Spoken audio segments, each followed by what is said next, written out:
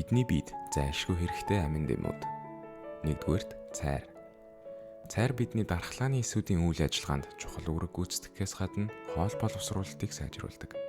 Түүнчлэн цайр нь коллаген, эластин, кератин зэрэг арьсны уурга ферментийг зохицуулдаг тул арьсны эрүүл мэндэд нэн ач тустай.